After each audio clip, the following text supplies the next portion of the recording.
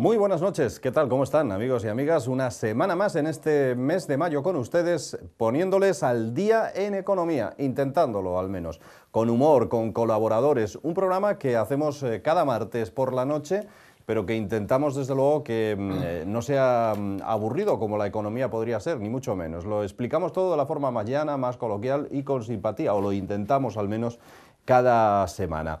Hablamos con Joaquín Mastache para ello, que es nuestro colaborador y nuestro economista que nos da las pautas de lo que podemos hablar hoy y de lo que podemos explicar. ¿Qué tal, Joaquín? ¿Cómo estás? Muy bien, muy bien. Buenas noches, muy bien. Bueno, hay mucho que contar hoy. Por ejemplo, podemos hablar de ese... Ya sabes que siempre este programa, lo digo a nuestros espectadores también, está muy ligado a la actualidad, así que podemos hablar del contrato único, que está de moda ahora, que el contrato único no lo piden los europeos, que lo tengamos aquí en España. ¿Esa es solución para algo, Joaquín, o no? No, por supuesto, hay que simplificar las cosas. No cabe duda que esto es una propuesta ya muy vieja. Lo que pasa es que el señor Rajoy yo creo que no entendió muy bien el tema, porque él dice que no va a cambiar la reforma laboral.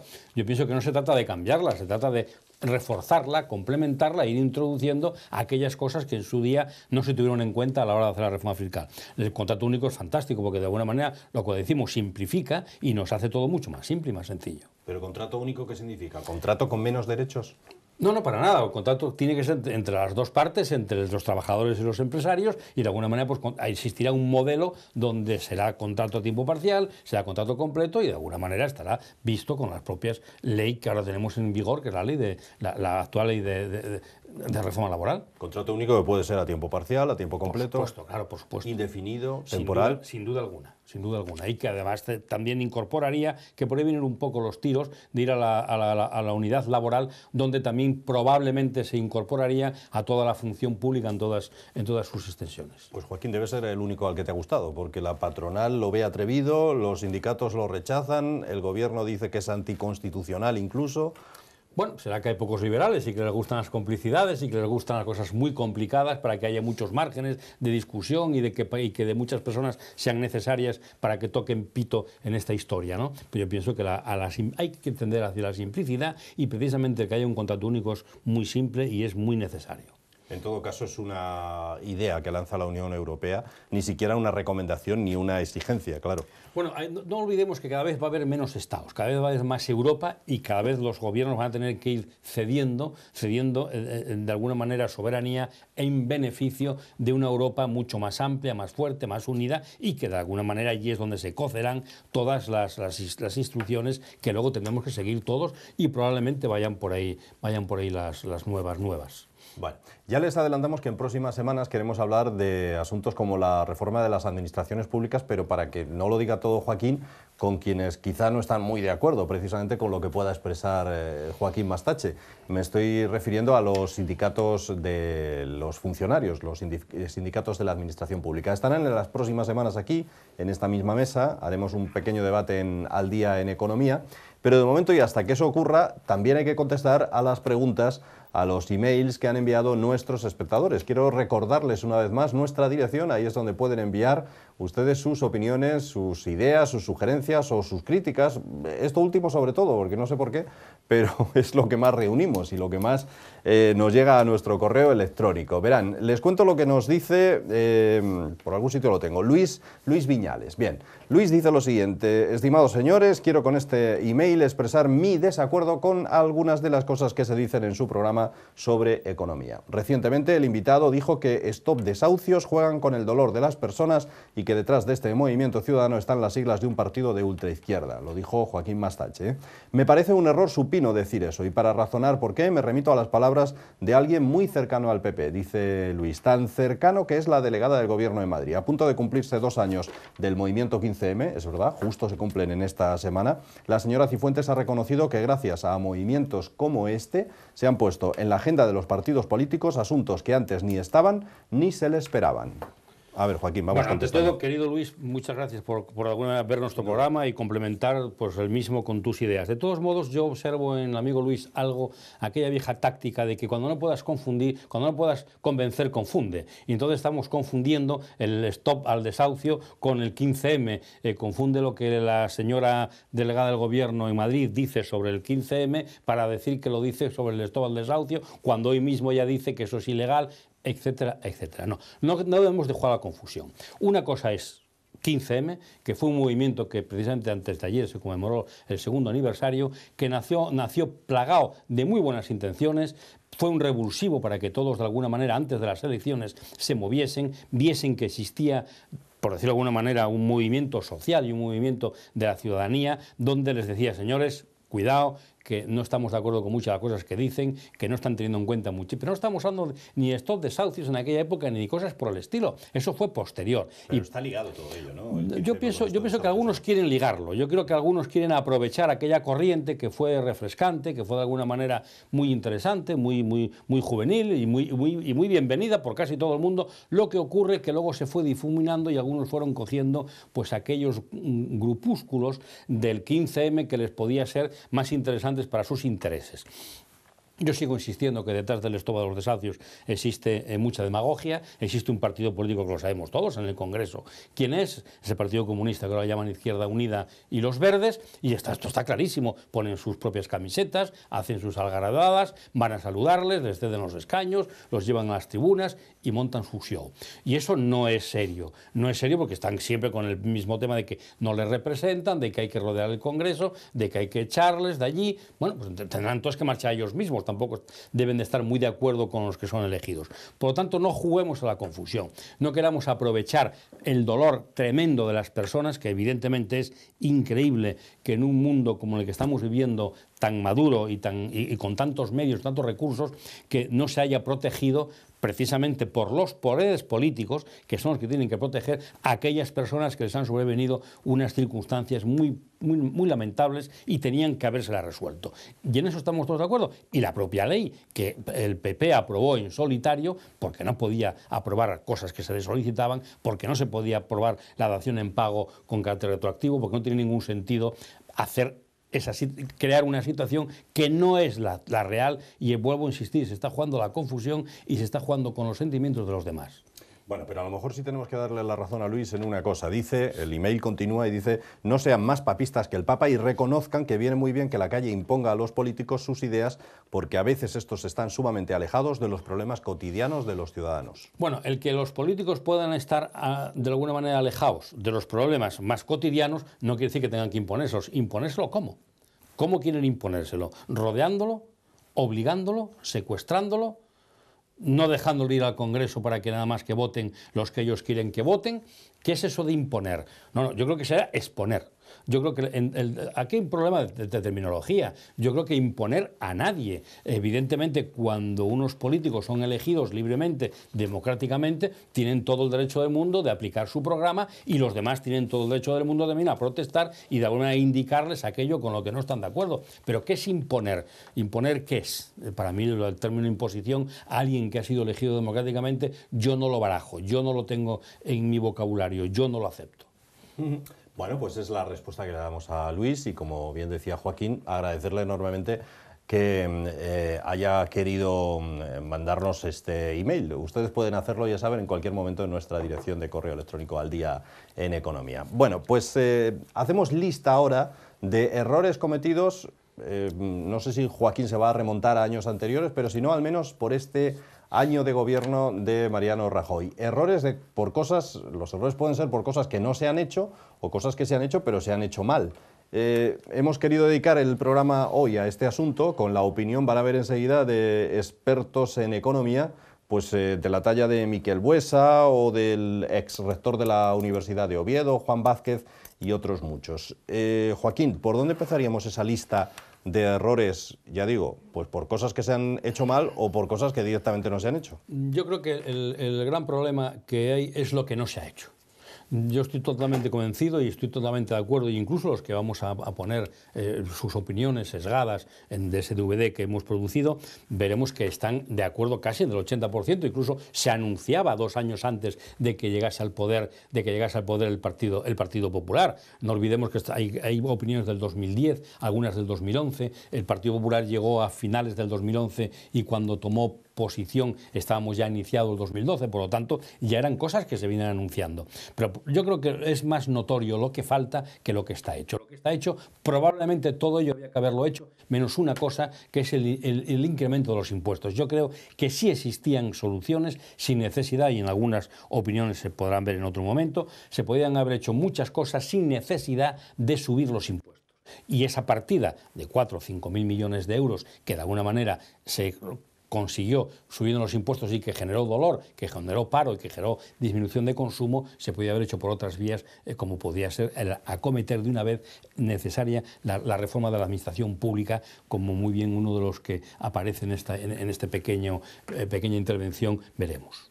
Bueno, los vamos a ir viendo enseguida, así que errores, por tanto, por cosas que se han hecho y se han hecho mal, esa subida de impuestos y cosas que se debían haber hecho y todavía no se han hecho. Por omisión. Yo pienso que los fundamentales errores son por omisión más que por acción. Algunos de ellos? Vuelvo a insistir, fundamentalmente la reforma de la administración pública. No tiene ningún sentido que pidamos un sacrificio tremendo a 10 millones de trabajadores por cuenta ajena, que ha habido un ajuste de plantillas, que pidamos un sacrificio también a las empresas subiéndole la cotización, que pidamos también un sacrificio a los autónomos con lo mismo, y por lo tanto no hayamos pedido un sacrificio a la administración pública, donde ahí tenemos más de 500.000 empleados públicos que son políticos, con unos sueldos importantísimos y con unas funciones que están más que en entredicho, porque de alguna manera entendemos que tendría que utilizarse a aquellos funcionarios que ahora tienen la preparación adecuada, que son suficientes para que les auxilien en todas aquellas lagunas o problemas que tengan algunos políticos. Voy a hacer de abogado del diablo. Los funcionarios han visto reducido y hasta recortado su sueldo, o sea que también esos sacrificios que nos piden a los demás también los han tenido que vivir ellos, ¿no? Pero muy poco, muy poco. No olvidemos que los funcionarios, vuelvo a insistir en lo que siempre digo y siempre me dais la oportunidad de volver a decirlo, no tenemos una unidad laboral. Hoy día los empleados públicos cobran todavía un 25 o 30% más que los empleados de las empresas privadas, trabajando en algunos casos menos horas. Por lo tanto, los sacrificios, claro que los han hecho, pero comparándose consigo mismos, no comparándose con el resto de los trabajadores y con el resto de los ciudadanos. Bueno, vamos a ver quienes participaban en ese DVD. Son auténticos expertos, como decíamos, en economía, aunque alguno de ellos reconoce que los economistas tampoco han sabido arreglar esta situación, ¿eh? Algunos lo dicen en el DVD. Bueno, o sea que... Vuelvo al origen de este DVD. En este DVD se vierten opiniones muy valoradas y muy importantes. Lo que ocurre de los economistas es que no se les hace caso. Cuando damos alguna opinión y esta colisiona con los intereses que tienen los partidos políticos, no se hace caso. Es decir, yo vuelvo a insistir que la crisis con estas consecuencias económicas es una crisis estructural política. No tenemos unos políticos en todos los partidos al nivel de las necesidades que tenemos hoy tan problemáticas. Por lo tanto, no es un problema de que el economista no es un mago, el economista no es una persona que sea un visionario, pero de alguna manera sí tiene y se apoya la economía en los datos estadísticos, sí tiene muchos instrumentos para poder advertir a los políticos, oigan, no hagan esto, que las consecuencias cuando se hace esto son estas. Es decir, no suban los impuestos, porque subiendo los impuestos retiramos dinero de la circulación de la economía real y vamos a financiar en muchas ocasiones economía no necesaria y vamos a financiar muchísima ineficiencia. Por lo tanto, eso se les dice. Tampoco puedes de cualquier manera subir y bajar los intereses. No, esas medidas están anunciadísimas, pero pasa que no hacen caso. Lo que pasa es que es muy fácil echar la culpa a los demás. Evidentemente, eso jugamos todos. Bueno, en primer lugar escuchemos a Miquel Buesa. Miquel Buesa es doctor en Ciencias Económicas y Empresariales de la Universidad de Oviedo. Cuando se grabó este DVD, Joaquín, era el 2011 aproximadamente, ¿no? De la Universidad Complutense de Madrid, perdón, sí. Digo que este DVD se grabó en 2011, ¿no? Esta parte se grabó en el 2011, sí, efectivamente. Se habla ya de que la crisis se extiende en su duración y... En verano del 2011 se grabó. Y le preguntabais a Miquel Buesa cuánto va a durar esta crisis. Ya llevamos 5 o 6 años de la misma y él decía esto que van a ver. Yo creo que esta crisis en la que estamos ahora en España es una crisis muy intensa y que puede tener una muy larga duración, dependiendo sobre todo de los errores que se cometan en la política económica. Claro, llevamos ya varios años de crisis y varios años de errores en esa política económica, y por eso me parece que lo que hay que hacer es reflexionar acerca de las cuestiones fundamentales que tienen que ver con la actuación de las administraciones públicas. Bueno, aquí Miquel Buesa es muy concreto, muy claro, y aunque le tenemos grabadas opiniones por más de hora y media, hay una cosa que está clara. O sea, la crisis durará tanto más cuanto más tardemos en acometer las reformas necesarias de la administración pública. No olvidemos que España pasa de 700.000 empleados públicos cuando se inicia la democracia a 3,5 millones en el momento más álgido en cuanto a número, que fue en el año, creo que 2010, de la era Zapatero. Por lo tanto, estamos hablando que hemos multiplicado prácticamente por 5 el peso de la administración pública en el Estado. Y eso hay que financiarlo. Y eso son muchísimos cientos de millones de euros. Entonces, mientras no acometamos esa necesaria reforma, no saldremos de esta crisis, por lo menos nosotros. Bueno, la duración, por tanto, decía él, dependerá de los errores y del empeño en mantener esos errores que se comentan. De lo que acabamos de hablar. Uno de los problemas que tenemos es esto es un armatoste. Esto, de alguna manera, es un armario viejo que dura muchísimos años, que ya no sirve para nada y que es muy difícil de mover. Y mientras esto no lo toquemos, no vamos a conseguir nada. Bueno, les recuerdo que estamos haciendo una lista de aquellas cosas que o bien no se han hecho por omisión, como decía Joaquín, o bien se han hecho mal. Errores a la hora de gestionar la crisis, tanto por este como por el anterior gobierno. Lo decimos de forma totalmente apolítica, sin color ninguno.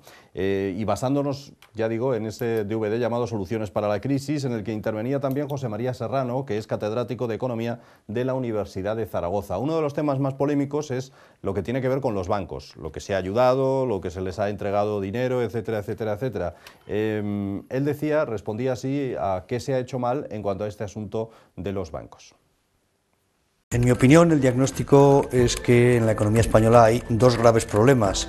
Uno, recuperar el crecimiento, pero otro, más urgente, previo a recuperar el crecimiento, es la estabilización económica. Los cambios en el sistema financiero para que se absorba de una vez por todas la crisis y para que el sistema financiero español repunte y logre volver a hacer que fluya el crédito. ¿Cómo se hace eso? Desde mi punto de vista, separando cuanto antes aquellas entidades que tienen dificultades y procediendo mucho más rápidamente de lo que se está haciendo, mucho más rápidamente de lo que se ha hecho en los últimos años, a una recapitalización o a dejar que algunas entidades sigan su curso hasta su disolución o transformación en otras entidades. Bueno, Serrano es un experto en finanzas y si algunos decíamos hace 5 años, nos decían que si trabajábamos para Botín o si trabajábamos para algún banco privado, y yo nunca trabajé para ningún banco, se decía que, bueno, que la reforma financiera había que empezarla por las cajas. De algunos que decíamos que había que hacer desaparecer las cajas, decían que estábamos poco menos que medio locos. Pues ahora vemos que es lo que sucedió, porque es donde existía una falta de profesionalidad, es donde existían unas exposiciones tremendas, donde existía un riesgo enorme. ¿Por qué? Porque estaban manejadas por personas que no eran financieros fundamentalmente, eran personas que eran políticos, personas que de alguna manera tenían una cierta parcela de poder, eran sindicalistas, eran personas que tenían intereses empresariales que les interesaba estar allí para conseguir créditos blandos, y esto es lo que pasó. Entonces, claro, esto es lo que nos llevó a la hecatombe. Alguno negaba que estábamos en la Champions League en el 2007, que éramos los mejores del mundo. Claro, este personaje era un indocumentado financiero, ya vimos dónde nos llevó, que en 4 años que nadie recaudó tanto dinero como él, lo malgastó, y los siguientes 4 años, como no lo tenía, nos endeudó en el doble de la deuda que él recogió. Por lo tanto, este problema se tardó mucho en acometer, tenía que haberlo acometido como se acometió en Europa. Es que no olvidemos que la reforma financiera en Europa, sin tener problemas tan graves como teníamos aquí con las cajas de ahorros que estaban politizadas, ellos la acometieron en el año 2007, 2008, y nosotros la acometimos en el año 2011-12. Al final del 12 prácticamente es cuando se terminó, y todavía en el 13 se está resolviendo alguno de los problemas. Por lo tanto, es normal que nos hayamos encontrado así por dejarlo demasiado tiempo. Se ha hecho de forma muy lenta, recrimina este catedrático. Sin duda alguna, esto había que haberlo hecho, pues vuelvo a insistir, en 2-3 años, pero ya en el 2007. Lenta no solamente desde que se acomete, sino que se tardó en acometer. Se tardó mucho en acometer. Y además nosotros estamos en una situación que podemos haber dado un ejemplo, y alguna vez lo debatimos precisamente cuando estábamos haciendo el DVD. Yo les comentaba que qué ejemplo podíamos haber dado a toda Europa, y esto que puede parecer pues muy presuntuoso, no lo es en absoluto. Si nosotros, cuando tenemos el problema del alza del coste del dinero, hubiésemos dado unas instrucciones de acuerdo con la banca, que era reformar el sistema bancario, fundiendo las cajas de ahorros y pasándolas a la banca privada, y podíamos haber dicho, señores, no paguen ustedes las amortizaciones, paguen solamente los intereses para tener, de alguna manera, amortiguar el problema, con lo cual no se hubiese devuelto prácticamente ninguna hipoteca, no hubiese existido este problema y lo de los stop desahucios no hubiese ni aparecido. Pero no hubo esa cintura, no hubo esa capacidad para decir, oiga, dejen de pagar las amortizaciones, paguen solo los intereses, demos una demora de 4 o 5 años hasta que esta situación se vuelva a centrar como después se centró, que volvieron a bajar los intereses, a ponerlos en aquel sitio que estaban, que yo no soy de los que piensa que los intereses tengan que estar tan bajos. Lo que ocurre que, como ya lo estaban, el endeudamiento fue tremendo y ahí es donde ya que haber reaccionado y no se reaccionó. Bueno, la siguiente declaración que merece la pena escuchar sobre ese capítulo de errores cometidos en estos últimos años para salir de la crisis, el tema que hoy nos trae el programa Al Día en Economía. El siguiente invitado, digo, es muy conocido por todos nosotros, es mucho más cercano, participa también en ese DVD y es Juan Vázquez, que es catedrático, si no me equivoco, de Economía Aplicada y además fue rector de la Universidad de Oviedo. Económica que se llamaba, ahora se llama Economía Aplicada. Correcto, de la Economía Aplicada. Bien, pues Juan Vázquez habla de que probablemente uno de los errores, aunque la austeridad está bien, pero en una dosis adecuada, en una dosis excesiva, pues puede hacer que frene el crecimiento económico. Esto es lo que decía Juan Vázquez. Alegría, y creo que es el momento de volver casi a estos viejos principios, elementales principios de la economía doméstica, que dicen que para comprar hay que vender, que para repartir hay que tener, y por lo tanto el gasto del Estado, el endeudamiento de las administraciones públicas, pero nuestro, del sector privado, tiene que ver con nuestra capacidad de obtener ingresos, de obtener y de generar recursos, ¿no? Y en segundo lugar, creo que es muy importante no quedarse solo en eso. Ahora se está en esa línea.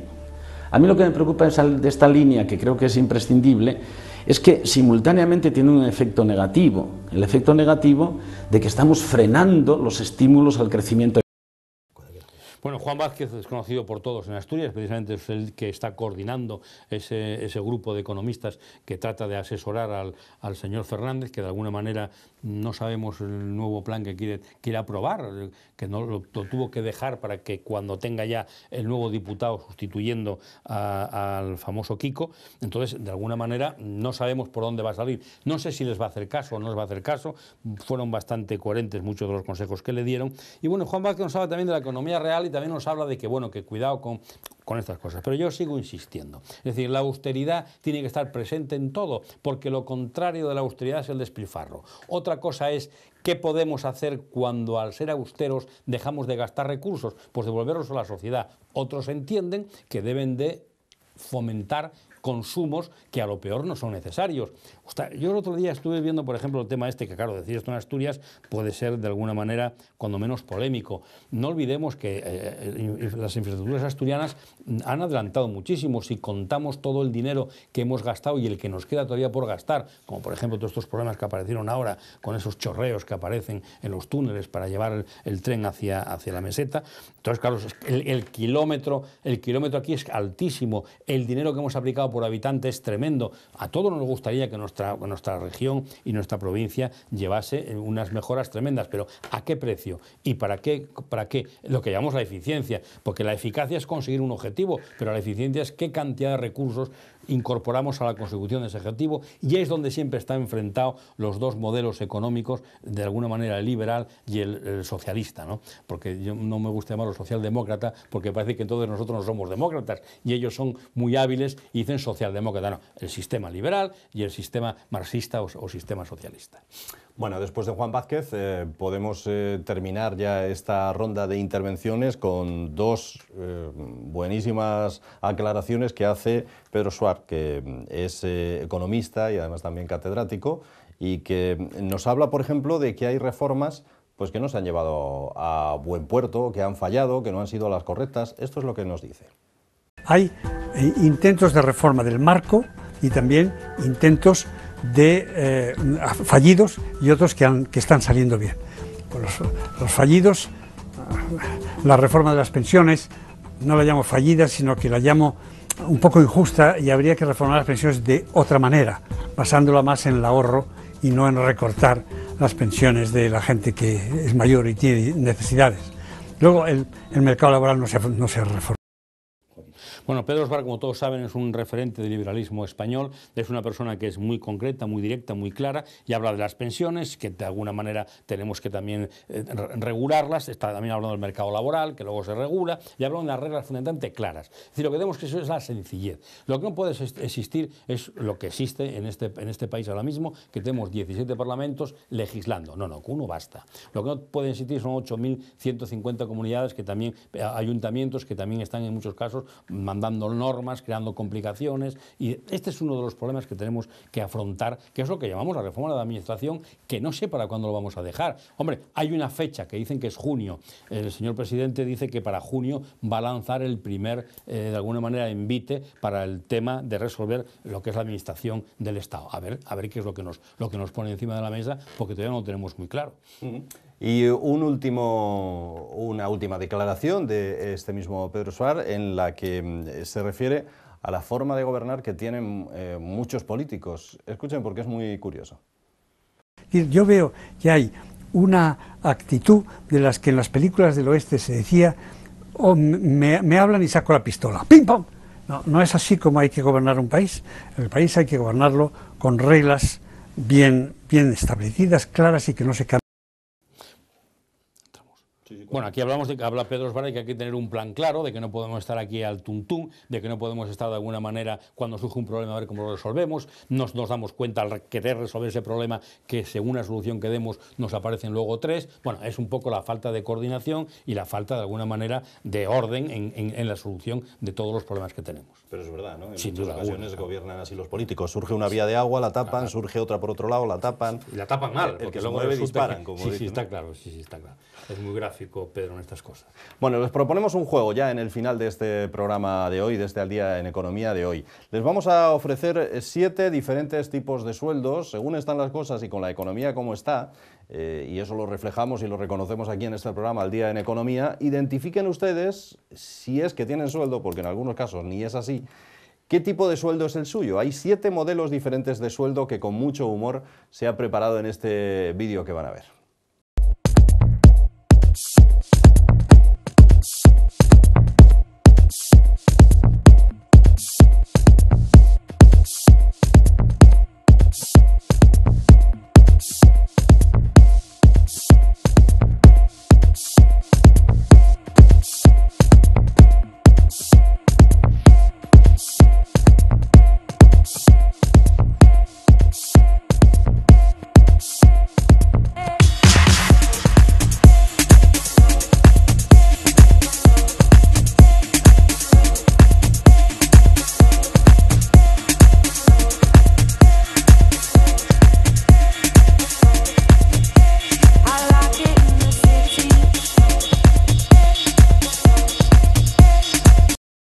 Bueno, pues el humor y la ironía, sin duda alguna, es un buen mecanismo de autodefensa para sobrellevar toda esta situación. Evidentemente es muy ingenioso, lo que nos dice nos puede, de alguna manera, nos podemos identificar muchos con cualquiera de estos tipos de sueldos que él dice, y es cierto que, volvemos a insistir, la salud mental de los españoles, a pesar de todo, sigue siendo muy, muy buena.